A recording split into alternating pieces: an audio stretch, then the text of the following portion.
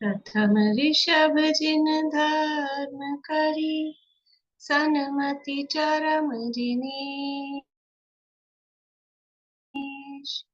विघ्न हरन मंगल करन, भवतम दुरित दिनेश। वाणी जिन मुख ते खिरी, परी गणाधिप कान। अक्षर पदमय विस्तरी, करहि सकल कल्याण। गुरुगणधर गुणधर सकल, प्रचुर परम्पर और। व्रत तप धर तनु नगन तर, वंदो वृष शिरमोर। व्रत तप धर तनु नगन तर, वंदो वृष शिरमोर। तिहुवन तिलयं देवं, वन्दे तातिहुवनिन्द परिपूज्यम्। पूज्यं मणुपेहाओ, भवीय जनानंद जननीयो। त्रिभुवन तिलक शत इंद्र वंदित, देव श्री अरहंत को कर नमन कम अनुप्रेक्षाय। भव्य को सुख कर हो।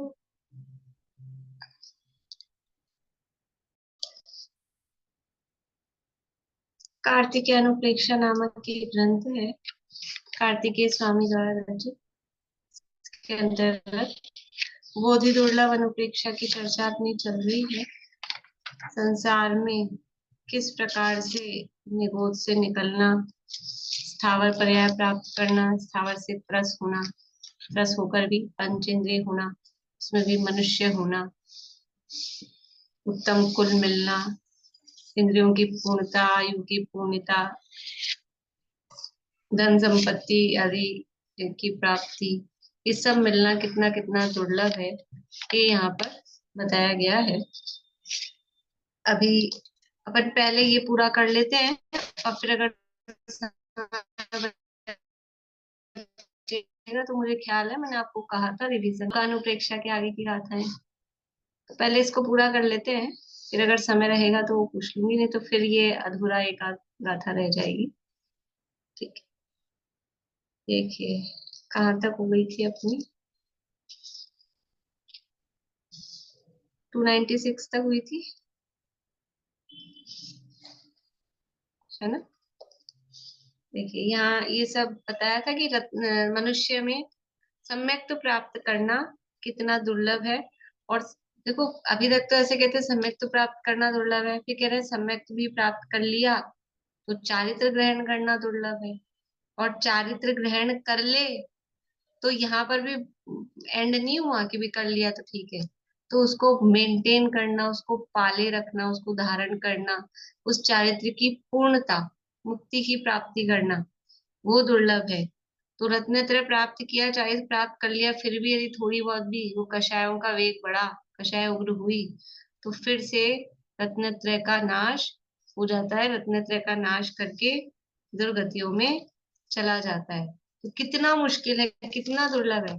प्राप्त कर लिया तो काम हो गया, एक बार मिल गया तो बस ठीक है, ऐसा नहीं है। जैसे दुनिया में, यहाँ लोक में हम कोई भी चीज प्राप्त करते हैं तो प्राप्त करना भर बस इतना नहीं है, उसकी सार संभाल वो भी जरूरी है, अदरवाइज वो चीज उपयोगी या उस तरह की नहीं रहती है। कोई भी चीजें हो, लाके खाली हमने रख ली, काम में नहीं ली, काम में लेते लेते तो फिर भी इसे जो कहते हैं ना, उत्पाद व द्रव्य उत्तम से, उत्पाद वह होता है, हम कुछ काम में लेते रहते हैं चीज तो फिर भी वो काम करती रहती है, चलती रहती है। और काम में नहीं लो, बिल्कुल ही पड़े रखो, तो क्या होता है, एकदम ऐसा बेकार हो जाती है, जाम हो जाती है, खराब हो जाती है, क्षीण हो जाती हैं, गल जाती हैं, इस तरह से हो जाती हैं। तो रत्नत्रय भी प्राप्त किया है तो उसको रत्नत्र को क्या काम लेना है कि वो निरंतर बार बार में आत्मा की भावना बनी रहे। एक बार रत्नत्र प्रकट हो गया तो फिर रत्नत्रय को भी काम में लेना, मतलब वो बार बार में आत्मानुभव जो अंतर्मुख होना और आत्मा की भावना बने रहना, आत्मा की ओर लगन लगना बार बार में। ऐसे होता है ना, जैसे बच्चे को जैसा ही फ्री मिल जाए, बच्चों को रहती है भावना खेल की, उनको आत्मा की भावना नहीं है। बच्चों को 1 मिनट भी मिल जाए ना मोबाइल फ्री, तुरंत चालू हो जाते हैं, लग जाते हैं, देखते हैं मौका मिला, आंख बचाई किसी की, वो भावना। ऐसे ही सम्यक दृष्टि ज्ञानी जीव को ये भावना कि कहीं से मौका मिला और अंदर हो जाए आत्मा में, ये आत्मा की भावना, तब तो वो मेंटेन रहता है। और बस एक बार हो गया, ले लिया, रख दिया, पढ़ाया, फिर भूल गए, तो धूल जमती रहती है, खराब हो जाती है चीजें। तो ऐसे ही वो रत्नत्रय पे धूल जम जाती है, रत्नत्रय का नाश हो जाता है। देखिए गाथा पढ़ते हैं, 297 है। अब कहते हैं कि ऐसा मनुष्यपना दुर्लभ है जिससे रत्नत्रय की प्राप्ति हो। पेज नंबर है 131, 131। गाथा नंबर है 296।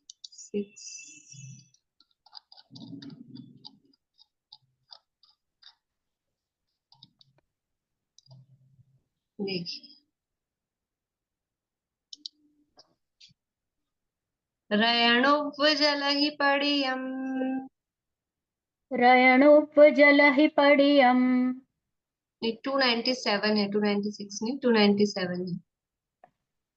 रयणुपजलहि पडियम्, रयणोपजलहि पडियम्।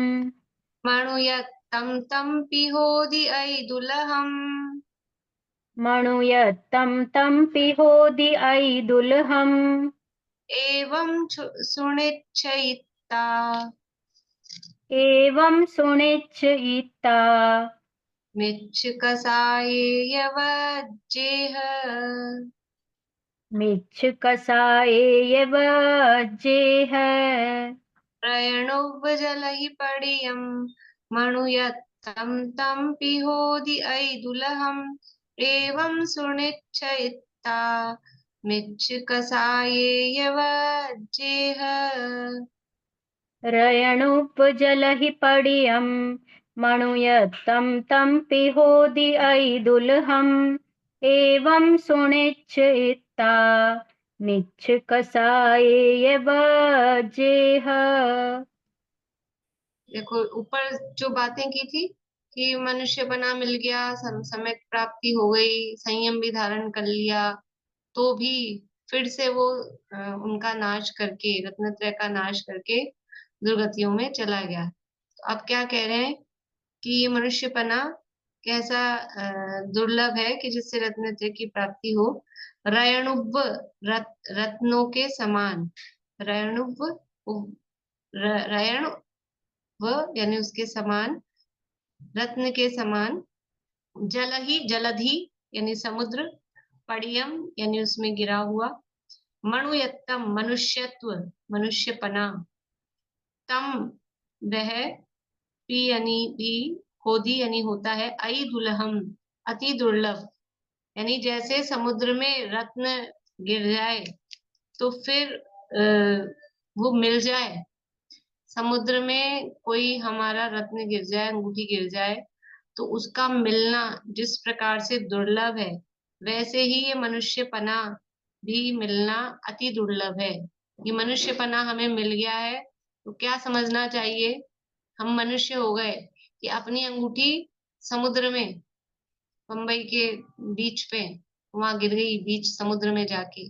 किनारे पे नहीं, किनारे वाले तो फिर भी चलो ठीक है, बीच समुद्र में जाके वो रत्न हीरा हमारा गिर गया। अब मिलना आसान है क्या? घर में गिरी हुई चीजें कई बार तो मिल जाती हैं, और कई बार पूरी जिंदगी नहीं मिलती। अच्छी खासी वो रत्न तो छोटा सा होता है, बड़ी बड़ी चीजें ही पता ही नहीं कहाँ चली गई, मुश्किल होता है मिलना। तो ऐसा इतने बड़े महासमुद्र में, लवण समुद्र में, और वो गिर जाए एक रत्न और फिर भी मिल गया अपने को।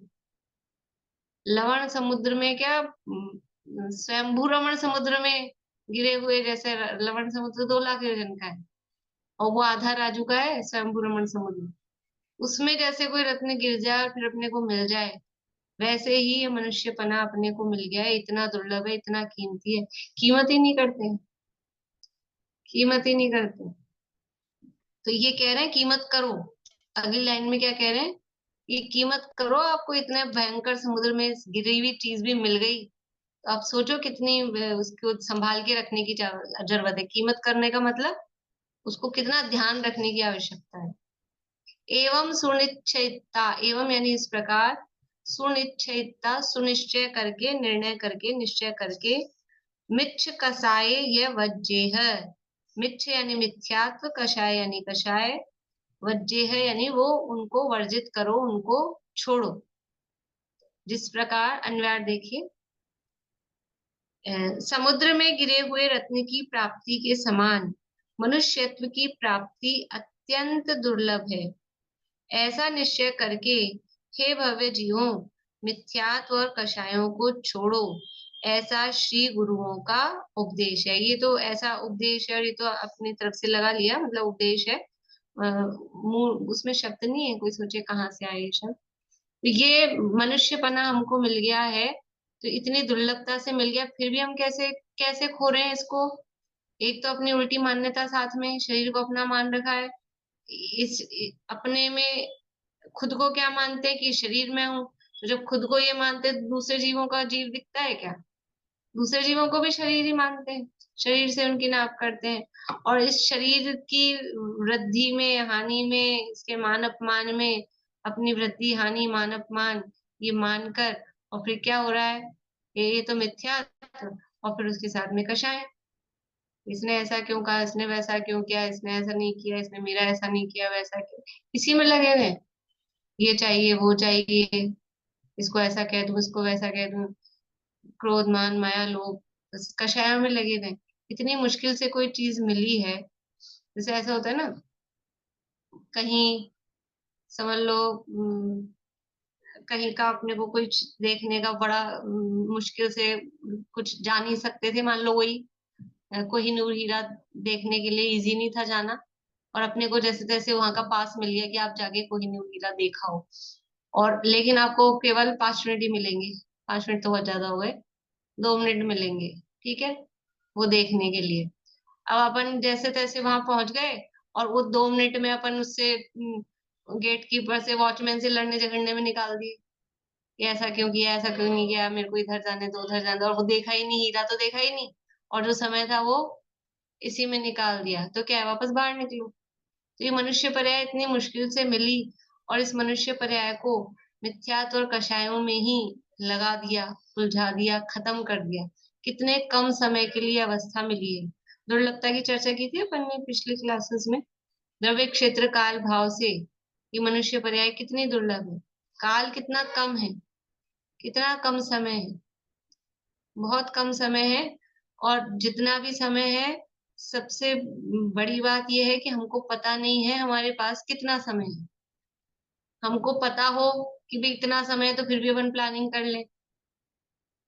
अब उसने अंदर घुसा तो दिया हीरा देखने, लेकिन आप घुस तो रहे हो, पता नहीं हम 1 सेकंड में, 2 सेकंड में भी निकाल सकते हैं आपको, मैक्सिमम टाइम है आपको 2 मिनट का, तो अपने को पता नहीं है ना, वो मैक्सिमम तो कहा है, नहीं तो पता नहीं कब निकाल दे। तो हमें पता नहीं है इस मनुष्य देह में से कब निकलना हो जाए, और फिर कहाँ जाएंगे, क्या करेंगे, और अभी इतने अच्छे समागम मिले हुए हैं, तब हम नहीं कर पा रहे। मान लो कदाचित देव में भी चले गए, कोई सोचे कि हम तो अच्छे में जाएंगे, तो ठीक है अच्छे में जाएंगे, देव में चले गए तो क्या है, वहां जाते इतनी चमाचम चकाचौंध, ये हमारे देखो, ये एक वो बड़े पंडित साहब का ही वाक्य है, मुझे पूरा शायद आएगा नहीं याद, लेकिन मैं भाव बताती हूँ कि ये ये समागम रहेंगे या नहीं रहेंगे, किसी को याद आए तो बता देना। मतलब ये जरूरी नहीं है कि ये समागम रहेंगे, और ये समागम भी रहे, ये एक इसके ऊपर एक और लाइन है, भी ख्याल नहीं आ रही मुझे, ये सेकंड लाइन है, 3 लाइन का वाक्य है। तो ये समागम रहेंगे या नहीं रहेंगे, ये कोई पक्का नहीं है। और चलो ये समागम भी रहे तो भी मेरे ये भाव बने रहेंगे कि नहीं बने रहेंगे, इसकी क्या गारंटी है। सब कुछ अभी हो जाता है ना, किसी दिन बहुत अच्छे भाव लगते हैं, बहुत अच्छा होता है, और अब वही चीज पढ़ रहे हैं, वही चीज सुन रहे हैं, और वो भाव ही नहीं आ रहे। तो हम ये सोच रहे हैं हम देवगति में जाएंगे, फिर वहां जाके आराम से कर लेंगे। कुछ लोग ऐसा करते हैं कि हम देव में चले जाएंगे, अभी तो पुण्य कर लो, फिर देव में चले जाएंगे, फिर वहां क्या है कि सिमंदर भगवान का संरक्षण मिलेगा, आशांति। फिर वहां जाके अरे वैक्रिक शरीर मिल जाएगा तो शरीर की समस्या भी नहीं रहेगी कुछ, कि शरीर के साथ कुछ अपने को समस्या है, फिर आराम से करेंगे। कि वो तो सब मिल जाएगा, लेकिन फिर ये मेरे भाव मिलेंगे कि नहीं मिलेंगे। भाव कितने दुर्लभ हैं। बाहरी समागम तो फिर भी सुलभ है, पर अपने भाव होना वो बहुत मुश्किल है। अरे विषय भोगों में ही कभी कभी ऐसा होता है, अपने को कुछ खाने को का मन हो, समझ लो कि आज ये खाना है, और अपन ने सोचा कि आज तो अब पहले से कुछ अपन ने तैयारी कर ली है, अब आज तो नहीं बन पाएगा, या कुछ जो भी है आज दिक्कत है, एक दो दिन बाद बनाते हैं। और फिर एक दो दिन बाद बनाते हैं तो अब वो इतनी इच्छा ही नहीं रही, कदाचित शरीर में कोई प्रॉब्लम हो गई, ऐसा हो गया। लेकिन वो सब भी सही है, तो वो इच्छा वैसी नहीं रहती। और जिस समय अभी, इसलिए तो समय सार में लिखा है वेद्य वेदक भाव ये एक साथ होते नहीं है। जिस समय इच्छा हो रही है वो वस्तु मिलेगी, तो मिलने में कम से कम अम, आधा सेकंड, एक सेकंड, एक मिनट इतना तो लगेगा ना, कि हमारे तो रेडी रहती है हर चीज, पूरे 56 भोग तैयार रहते हैं इच्छा होते ही। अरे कल्प वृक्ष से भी मिलेगा तो जाके मांगोगे, वो देगा, तब भोग करोगे ना। इतना तो गैप पड़ेगा ही। इच्छा तो अभी उत्पन्न हुई 2 सेकंड पहले, और खाने को मिला 2 सेकंड बाद, तो वो तब तक भाव नहीं रहते। इसलिए ये मनुष्यपना कितना दुर्लभ है, उसको हम अपने व्यर्थ की कषायों में, व्यर्थ की मान्यताओं में, उसमें हम गवा रहे हैं। बहुत सारे भजन वजन इस तरह के चलते हैं, हीरा जन्म गवाया और नरभव गवाया, इस तरह के चलते हैं बहुत सारे भजन। तो कह रहे हैं कि हे भव्य जीवों, अब तो मिथ्यात्व और कषायों को छोड़ो। कि मनुष्य भाव इतना अच्छा आपको मिल गया है, इतनी मुश्किल से मिल गया है, तो इसमें देखो मिथ्यात्व और कषायों को सामान्य रूप से जनरल है बात, तत्व ज्ञान का अभ्यास और वो तो सब है ही, वो तो मेन है। लेकिन फिर भी ज्यादा तत्व ज्ञान का अभ्यास नहीं भी हो तो भी, अगर ये थोड़ी सी ख्याल आ जाए ना अपने को, क्षणभंगुरता, कि कितना सा जीवन बचा है, कितना सा जीवन है। कहीं हम जाते हैं बाहर, धर्मशाला में रहते हैं, तो मान लो कमरा कैसा है, या फिर वो धर्मशाला का जो भी आदमी मैनेजर है वो थोड़ा ऐसा है, रूड है, कैसा भी है, तो अपन क्या सोचते हैं, उसकी सुन लेते हैं कि 2 दिन ही तो रहना है, चुप रहो, काम चला लो। तो ऐसे ही यहाँ भी तो हम सोच सकते हैं ना, कितने दिन रहना है, कितने दिन का साथ है, जो भी संयोग मिले हैं, कितने दिन का साथ है। और उसी में हम राग द्वेष कर करके, कर करके, और अपने स्वरूप को भूले जा रहे हैं, अपने पे ध्यान ही नहीं दे रहे। हम किस काम के लिए वंदना के लिए आए थे, वो तो साइड में रह गया दर्शनों का तो, और उसकी लड़ाई झगड़े में ही लगे हैं, स्वीपर के साथ ही लगे हुए हैं, रूम सर्विस में ही लगे हुए हैं, ऐसा है। देखिए, सरल है गाथाएं तो, भाव विशेष है। आगे अब कहते हैं कि यदि ऐसा मनुष्यत्व पाकर शुभ परिणामों से देवत्व पावे, तो वहां चारित्र नहीं पाता है। देव भी हो गया तो क्या है, चारित्र की प्राप्ति नहीं होगी। मीना चाची पढ़िएगा पीछे, गाथा 298 है। अहवा देवो होतिहु, अहवा देवो होदिहु तत् विपावेदि कहव सम्मतम्, तत्थ विपावेदिकः वसम्मतम् तो तव चरणं न लहति, तो तव चरणं न लहति देश देशजमं सीलले सम्पि, देसञ्जमं सीलिले सम्पि अहवा देवो होदिहु। तत् विपावेदि कव सम्मतम् तो तव चरणं न लहदी देशजमं शीलले सम्पि। अहवा देवो होदिहु तथ विपावेदि कहव सम्मतम् तो तव चरणं न लहति देशजमं शीलले सम्पि। अहवा, अहवा यानी अथवा, अथवा देवो होदिहु, देव भी होता है, यदि देव भी हो गया।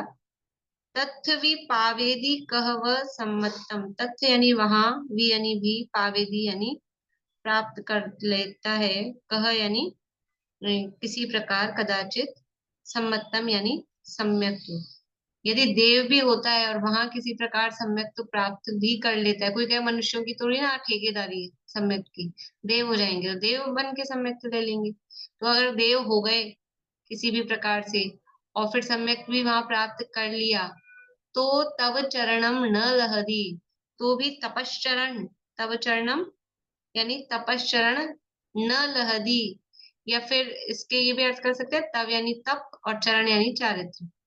तो तपश्चरण पूरा एक अर्थ भी कर सकते हैं और तप और चारित्र दोनों भी से निकाल सकते हैं।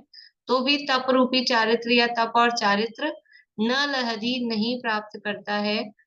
देश जमम, देश जमम, दे देश संयम, देश जमम यानी देश यम, एक देश यम यानी संयम, तो एक देश संयम भी, शील यानी शील व्रत, लेसम यानी लेश मात्र भी, पी यानी भी, न को इधर भी लगाना इधर भी लगाना।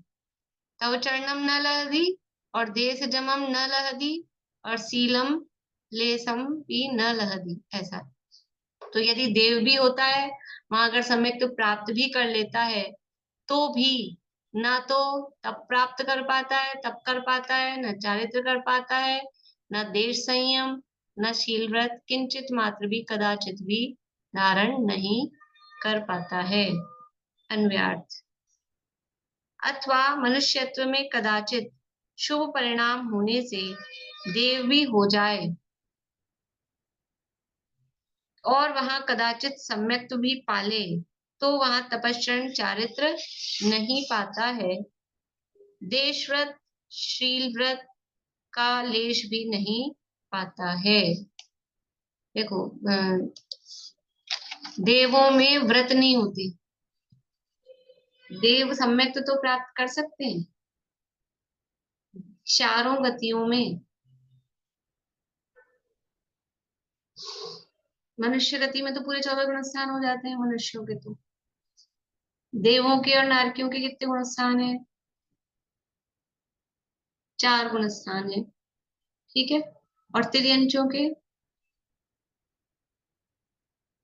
के 5 गुणस्थान है, यानी तिर्यंच देवों से ऊंचे हो जाते हैं। जो पंचम गुणस्थान वर्ती तिर्यंच, वो देवों से ऊंचे, देवों से अधिक सुख भोगते हैं। देव एक कषाय चौकड़ी के अभाव पूर्वक सुख भोग रहे हैं, और वो तिर्यंच पंचम गुण स्थान वर्ती 2 कषाय चौकड़ी के अभाव पूर्वक सुख भोगते हैं। देवों में संयम नहीं हो सकता है। अभी एक आध 2 दिन पहले किसी क्लास में बताया था मैंने, वो संयम क्यों नहीं हो सकता है कि वो 33 सागर की आयु है, 33,000 वर्ष कंठ में से अमृत झड़ जाता है ऑटोमेटिकली। अब वो कोई ऐसा नियम ले, जैसे अपने को नहीं पता ना कि जन्म का एग्जैक्ट टाइम अपना क्या है, वो आयु बंध का एग्जैक्ट टाइम कौन सा आएगा। पहले तो अपने को टोटल आयु अपनी नहीं पता कितनी आयु है, तो फिर उसका 2/3 करें, फिर वो देखें कि इस समय आएगा पहला अपकर्ष काल, ऐसे एग्जैक्ट पॉइंट नहीं पता। ऐसे वहां भी एग्जैक्ट नहीं पता लगता कि कब कंठ में से अमृत झड़ जाएगा, किस समय कंठ में से अमृत झड़ जाएगा। तो वो नियम नहीं ले सकते, त्याग नहीं कर सकते। जैसे अपने लोगों में कुछ लोग ऐसे होते हैं, ऐसे हम फ्री बैठे हैं, लेकिन कह नहीं सकते कि कब कोई बुला ले कि अब ये काम करो ये काम करो, ऐसे फ्री बैठे हैं। तो हम कुछ दूसरा काम नहीं कर सकते, हम निश्चिंत नहीं हो सकते कि हम सोचे कि हम 1 घंटा बैठ के सामयिक कर लें, लेकिन ऐसे अभी फ्री बैठे हैं, लेकिन पता नहीं कब बुला ले हमको, तो हम फिर 1 घंटे का नियम लेके सामूहिक में कैसे बैठ जाएं। ऐसे देवों में वो कोई तप व्रत शील संयम ये धारण नहीं कर सकते। तो क्या दिक्कत है, सम्यक दर्शन हो गया ना, फिर सम्यक दर्शन तो हो गया, लेकिन उसकी पूर्णता चारित्र धारण करने में है। सम्यक तो प्राप्त होने से इतिश्री नहीं है। रत्नत्रय सम्यक दर्शन ज्ञान चारित्राणी मोक्ष मार्ग, और उनकी पूर्णता मोक्ष है। तो हमारा लक्ष्य सम्यक तो नहीं है, पूर्ण सुख की प्राप्ति, मोक्ष दशा की प्राप्ति वो लक्ष्य है। सम्यक तो उसका गेट है, उसकी सीढ़ी है, पहली सीढ़ी है, दरवाजा है, उसका रास्ता चालू होता है। इसलिए सम्यक की बात करते हैं कि तुम रास्ते पर तो आ जाओ, लेकिन रास्ते में ही थोड़ी ना अटके रहना है। पीछे गाथा में बताया था कि सम्यक से भी भ्रष्ट हो जाता है। फिर संयम की प्राप्ति करके उसकी पूर्णता कर ले तो सार्थकता है। वो जल्दी से जल्दी सुखी होना है कि ठीक है आराम से हो जाएंगे। सब तरह के लोग होते हैं दुनिया में। किसी को तो होता है जल्दी से जल्दी पहुंच जाए, अपने आराम करें। कुछ लोग पहुंचना तो है ही, धीरे धीरे चलेंगे। तो धीरे धीरे वाले वो घूमते रहते हैं संसार में। और जिसको वास्तव में संसार में दुख लगता है, वो सोचता है जल्दी से जल्दी रत्नत्रय की पूर्णता करके मुक्ति की प्राप्ति कर ले। तो यदि देव भी हो गया मनुष्यों में, और मनुष्य में कोई अच्छे काम किए तो होगा देव। तो यदि कोई शुभ परिणामों से देवपना भी प्राप्त कर लिया तो चारित्र की प्राप्ति, तपस्रण आदि की प्राप्ति नहीं हो पाती है। ये अपन ने पिछली भी गाथा और पद्यानुवाद नहीं पढ़ा, पढ़ी है कोई? पहले 297 गाथा और पद्यानुवाद।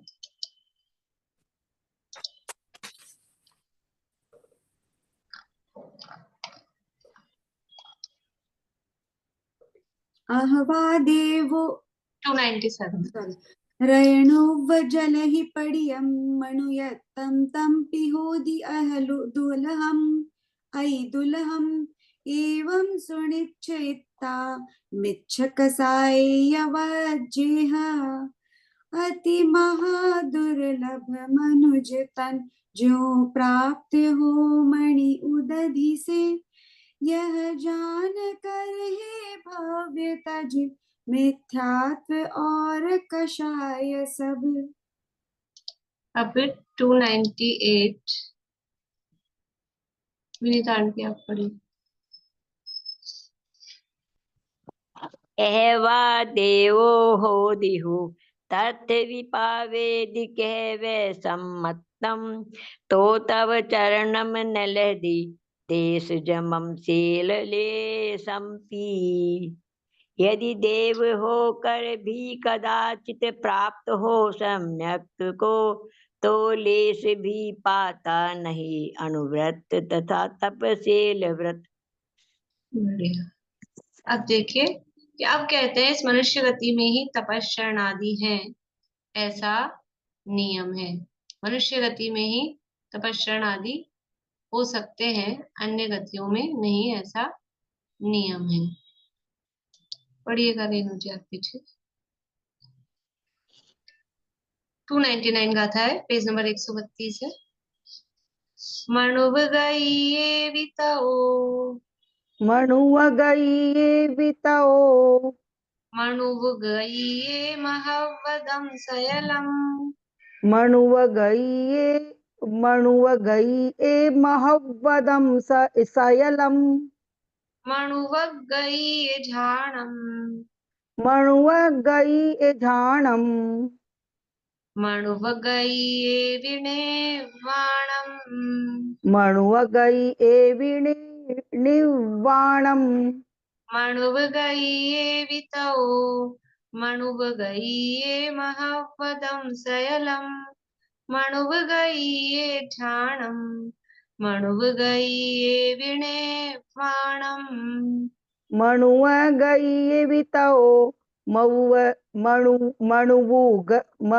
गई ए महवदम सयलम, मणुव गई ए झाणम, मणुव गई ए विनिवाणम। देखो क्या कह रहे हैं, मणुव गई यानी मनुष्य गति में ही, वी में ही, तओ यानी तप होता है। मनुष्य गति में ही तओ तप होता है, और मणुवगय्ये महवदम शैलम, और मनुष्य गतियों में ही महावदम यानी व्रत, महाव्रत, शैलम सकल, यानी मनुष्य गति में ही समस्त महाव्रत होते हैं। मणुवगय्ये ध्यानम, मनुष्य गति में ही ध्यान होता है, और मणुवगय्ये भी निर्वाणम, मनुष्य गति में ही निर्वाण की प्राप्ति, निर्वाण होता है। मनुष्य गति में ही तप कर सकते हैं, महाव्रत धारण कर सकते हैं, ध्यान कर सकते हैं, और निर्वाण की प्राप्ति इस मनुष्य गति में ही होती है। अन्वयार्थ, हे भव्य जीवों, इस मनुष्य गति में ही तप का आचरण होता है, इस मनुष्य गति में ही समस्त महाव्रत होते हैं, इस मनुष्य गति में ही धर्म शुक्ल ध्यान होते हैं, और इस मनुष्य गति में ही निर्वाण मोक्ष की प्राप्ति होती है।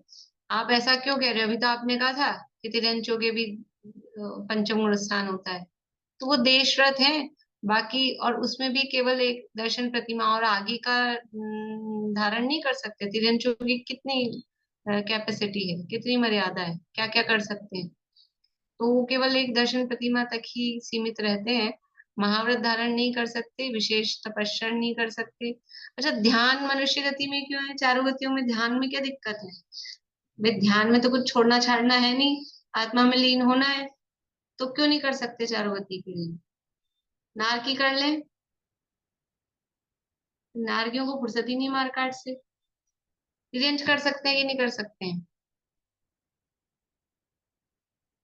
तिर्यंच देवों को तो बहुत आराम है, एक वैकृत शरीर बना के भोग भोग सकते हैं, एक वैकृत शरीर बना के बैठ जाए आलती पालती लगा के ध्यान करने। क्यों नहीं हो सकता? ध्यान का क्यों निषेध लिखा है? ध्यान क्यों नहीं है? बोलिए मीना चाची। उनको भाव ही नहीं आता है ना ऐसा करने का, ध्यान करने का। देखो, ध्यान तो चारों गतियों में है। कौन सा ध्यान है? लेकिन अप्रशस्त ध्यान, आर्त ध्यान और रौद्र ध्यान चारों गतियों में है। आर्त ध्यान और रौद्र ध्यान तो चारों गतियों में है, पर यहाँ जो ध्यान की बात चल रही है वो प्रशस्त ध्यान, धर्म ध्यान और शुक्ल ध्यान। तो धर्म ध्यान चारों गतियों में हो सकता है कि नहीं हो सकता है? कि सामान्य रूप से जो सम्यक दर्शन की प्राप्ति और चौथे गुण स्थान से धर्म ध्यान की प्रारंभ कहते हैं, तो वो सामान्य रूप से हो सकता है।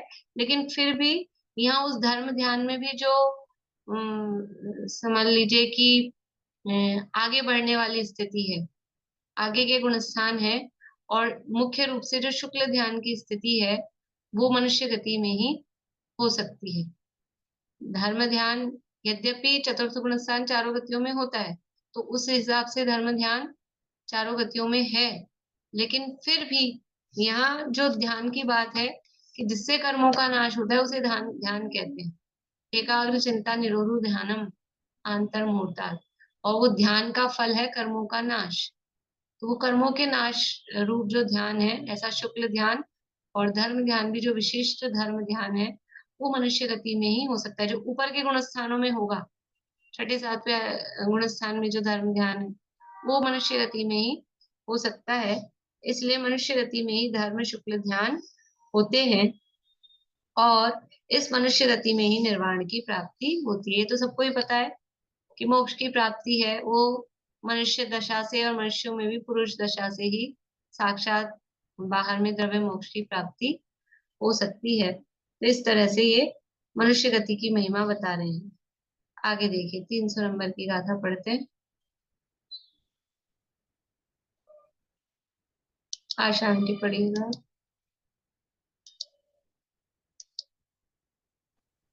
ईयदुलहं मणुयत्तम्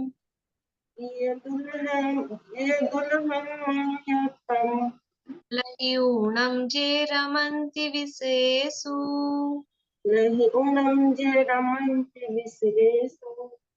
ते लय्यं दिव्यरयणम् भूयिनिमित्तं पजालन्ति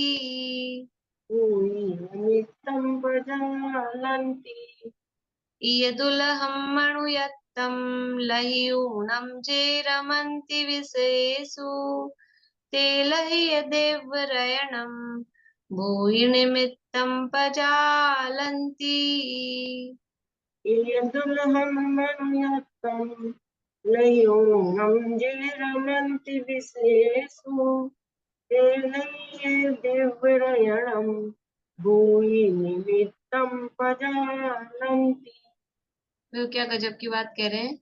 इह इय यानी यह, इस दुल्हम दुर्लभ मनुयत्तम मनुष्यत्व को लहीऊणम प्राप्त करके, जे यानी जो, रमंती रमते हैं, विशेषु इस दुर्लभ मनुष्य अवस्था को प्राप्त करके, मनुष्य पर्याय को प्राप्त करके जो विषयों में रम रहे हैं, क्या कह रहे हैं, ते लहीय दिव्य रयणम, वो अपने को प्राप्त थे यानी वे लहीय यानी प्राप्त हुए, दिव्य रयणम दिव्य रत्न को, भूई यानी भस्म, निमित्तम भस्म के निमित्त यानी भस्म के लिए, पजालंती उसको जला देते हैं, भस्म के लिए जला रहे हैं।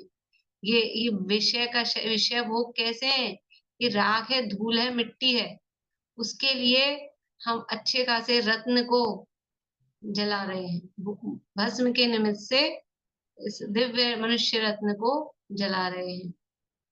अन्वयार्थ,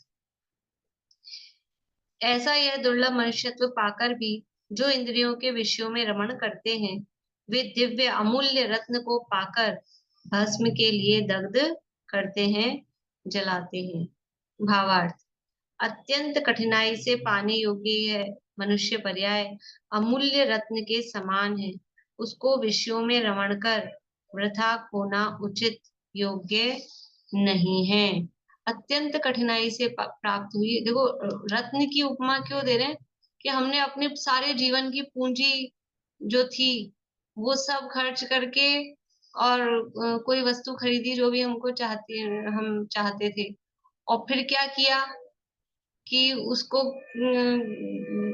कि अपने पास क्या नहीं था, कि साहब हमको हाथ धोने थे, हाथ धोने के लिए साबुन नहीं था, क्या अब और कुछ है नहीं देने को, तो ले, तो इसके लिए ये हमारी पूरी जो भी हमने समझ लो एक रत्न खरीदा अपने पूरी जीवन की जमा पूंजी करके, ले इसके लिए ले ले, ऐसा।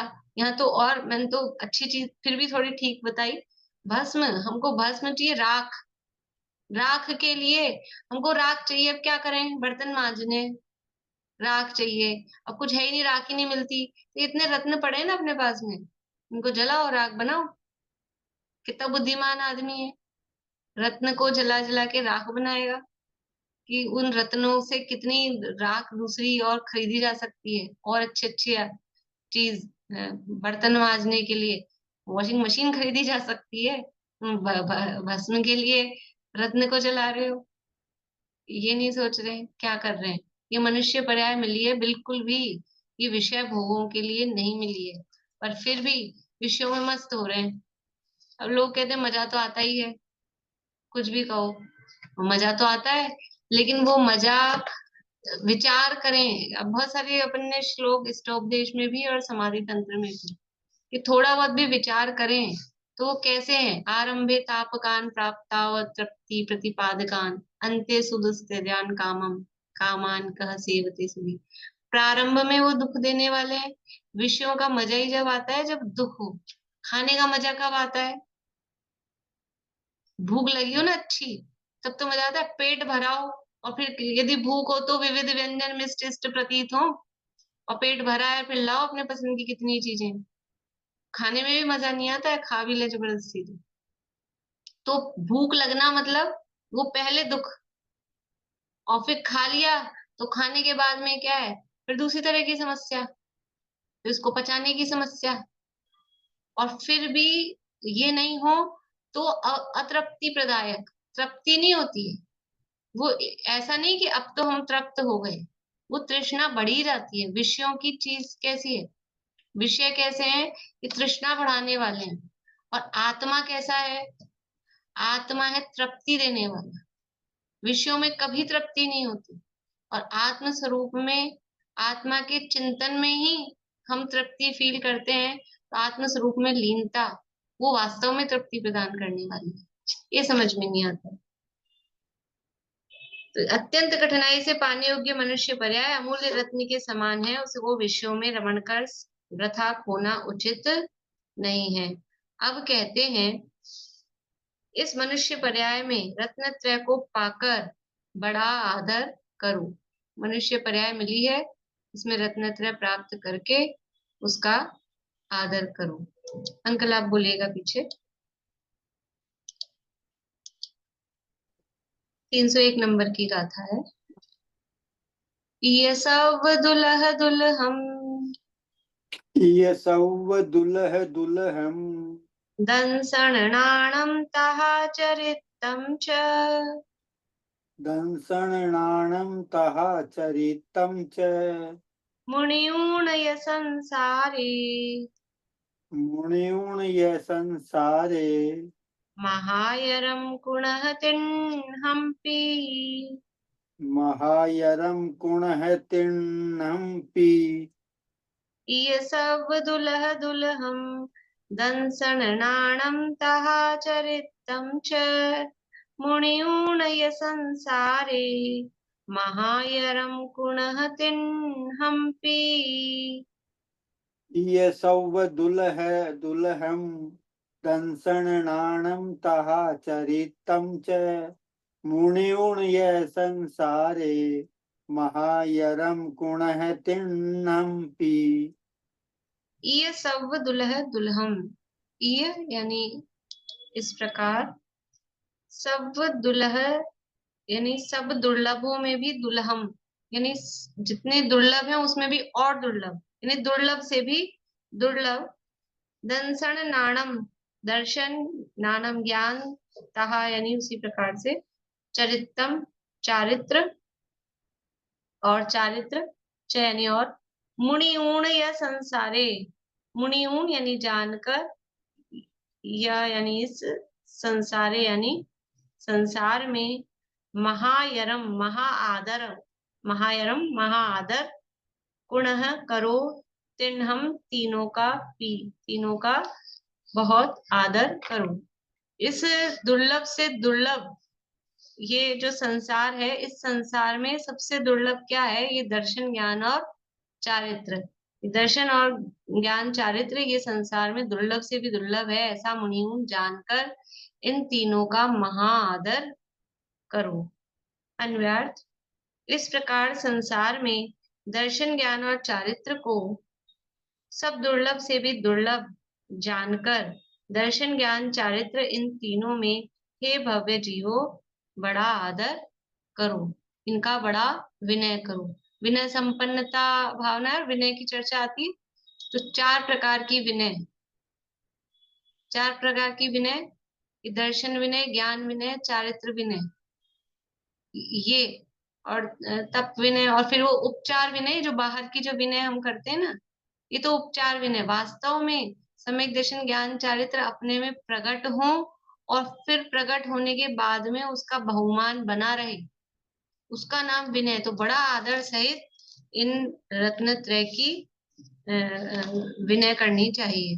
देखिए भावार्थ,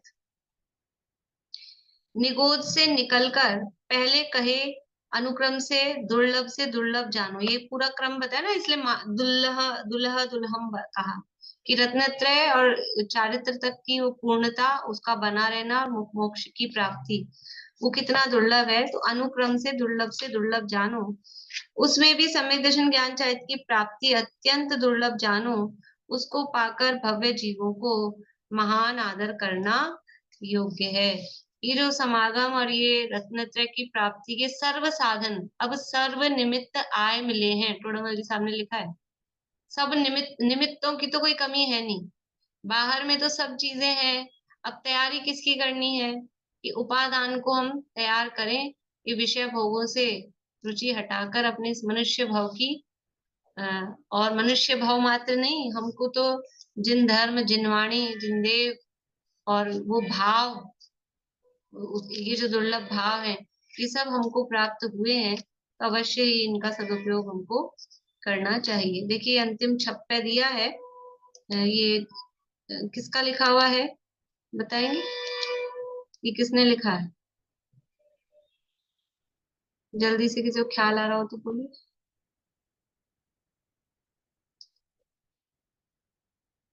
बोलिए विनीता आंटी। दीदी याद तो नहीं, बनारसी दास क्यों होने चाहिए, बनारसी दास लिखती है ज्यादा नहीं। इसकी अपन ने प्रारंभ में बात की थी, वचनिका ये जो भावार्थ है किसके लिखे हुए हैं? आवाज नहीं आ रही आपकी, लेकिन लिपसिंग से लग रहा है आप सही बोल रहे हैं। जयचंद जी छाबड़ा, जयचंद जी छाबड़ा सही यही बोल रहे थे क्या पद्मा जी? जयचंद जी छाबड़ा साहब की ये इसकी वचनिका लिखी हुई है, अपन ने शुरू में बात की थी भाषा वचनिका, वो पंडित जयचंद जी छाबड़ा ने लिखी है। उनके ये भावार्थ है। तो ये जो शुरू में अपन जो सबसे पहले मंगलाचरण में भी बोलते हैं, प्रथम ऋषभ जिन धर्म करी, वो भी उनका ही है। और ये लास्ट में जो आते हैं वो भी उन्हीं के लिखे हुए हैं। देखिए फटाफट से इसका अर्थ देख लेते हैं। ये समझ लीजिए 12 भावना, ये हर भावना के लास्ट में जो दो दो या चार चार लाइन के जो भी छंद आ रहे हैं, इन सबको जोड़ के 12 भावना हो सकती है। 12 भावना वाले ही अब ये बोधि दुर्लभ अनुप्रेक्षा के संदर्भ में लिख रहे हैं। बसी निगोद चिर निकसी खेद सही धरनी तरनी बहु, पवन बोध जल अगी निगोद लही जरन मरन सहु, लट गिंडोल उट कण मकोड़ तन भ्रमण भ्रमण कर, जल विलोल पशु तन सुकोल नभचर सर उर पर, फिरी नरक पात अति कष्ट सही, कष्ट कष्ट नर तन महत, तह पाए रत्न त्रय छिगद जी, ते दुर्लभ अवसर लहत। बसी निगोद चिर, लंबे काल तक कहाँ था? निगोद में था। निकसी यानी निकला, खेद सहित, तो भी खेद सहित ही रहा, वहां का संक्लेश और कष्ट सहित रहा। धरनी तरनी बहु, धरनी यानी पृथ्वी, तरनी यानी वनस्पति, पवन, पवन बोध यानी पवन का एक, जल यानी जल का एक, अग्नि यानी अग्नि का एक, ये सब हुआ। फिर निगोद लही, और वापस से फिर क्या हो गया? फिर निगोद हो गया। निगोद में था, वहां से निकला, फिर ये पृथ्वी जल अग्नि वायु में हुआ, और फिर निगोद लही, जन्म जरण मरण सहु, फिर ये जन्म और मरण सहन किया। फिर क्या हुआ? लट गिंडोल उटकण मकोड़, फिर लट यानी दो इंद्रिय हुआ, गिंडोल उटकण, अब ये ज्यादा मतलब ये जीवों के नाम है, दो इंद्रिय तीन इंद्रिय इत्यादि। तो उत्कर्ण या तो खटमल होना चाहिए, तीन इंद्रिय, लट और गिंडोल ये दो इंद्रिय हो गई, मकोड़ ये, मकोड़ और भ्रमर ये चार इंद्रिय हो गए, मकड़ नहीं मकोड़ा, मकोड़ तीन इंद्रिय हुआ, अगर मकोड़ा चींटी के अर्थ में ले रहे हैं तो, मकड़ी लेंगे तो चार इंद्रिय हो जाएगा, भ्रमर चार इंद्रिय, इन सबका शरीर धारण करके भ्रमण किया। फिर जल विलोल पशु, जल विलोल यानी जलचर पशु हुआ, तन सुकोल ये हुआ थलचर, और नभचर सर उर पर, और नभचर हुआ उसके पंख होते हैं, उर पर उसके ऊपर, पर होते यानी पंख होते हैं, ऐसा पंख वाला नभचर हुआ। ये पंचेंद्रिय की बात कर दी, यहाँ तक चार इंद्रिय की बात हुई। फिर ये जलचर थलचर नभचर ये किसके भेद हैं? पंचेंद्रिय जीवों के हैं। ये तीन प्रकार का पंचेंद्रिय हुआ। फिर नरक पात अति कष्ट सही, फिर नरक में जाके गिर गया, बहुत कष्ट सहे, कष्ट कष्ट नर तन महत, और कष्ट पूर्वक, कष्ट कष्ट मतलब दो बार लिखा है, बहुत कष्ट पूर्वक मनुष्य शरीर, महान जो मनुष्य शरीर है वो प्राप्त हुआ। तह पाय रत्न त्रय चिगद जे, ते दुर्लभ अवसर लहत, और वहां पर जो चिरकाल से जो रत्नत्रय नहीं प्राप्त किया था, ऐसा वहां जाकर जो रत्नत्रय जे यानी जो जीव वहां वो नर्तन को प्राप्त करके रत्नत्रय को प्राप्त करते हैं, ते दुर्लभ अवसर लेते, वो जीव बहुत ही ऐसे अवसर को प्राप्त करने वाले जीव, या इस दुर्लभ अवसर को प्राप्त करते हैं, वो जीव दुर्लभ अवसर को प्राप्त करते हैं, या फिर ऐसा अवसर प्राप्त करने वाले जीव बहुत दुर्लभ होते हैं। इस तरह से इति बोधि दुर्लभ अनुपेक्षा समाप्ता। इस तरह से बोधि दुर्लभ अनुपेक्षा की चर्चा हुई। अब धर्मानुपेक्षा की चर्चा है, काफी वही विस्तार से यहाँ दी है। कल से अपन ये प्रारंभ करेंगे, बहुत अच्छा प्रकरण इसमें आने वाले हैं, धर्मानुपेक्षा में भी कल करेंगे प्रारंभ। बोलिए। मैं तो बहुत पीछे रह जाऊंगी।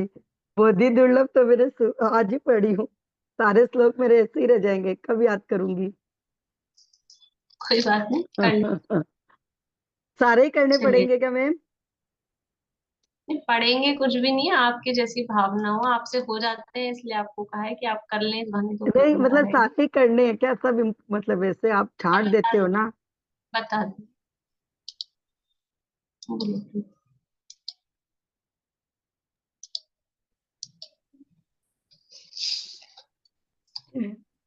अहिंसा मई हो प्रवृत्ति सहज ही, जीवन का आधार हो सत्य सुख में।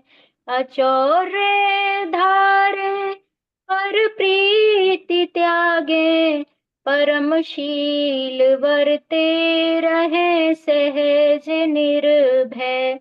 महाक्लेशकारी है आरंभ परिग्रह, उसे छोड़ लग जाए निज साधना में।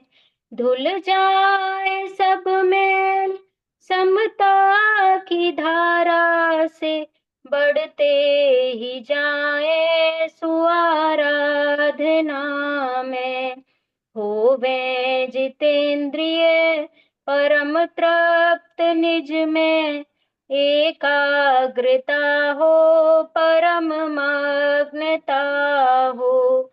साक्षात साधन मुक्ति का सुख में, निर्दोष चारित जयवंत वर्ते। सर्वज्ञ शासन जयवंत वर्ते, निर्ग्रंथ शासन जयवंत वर्ते।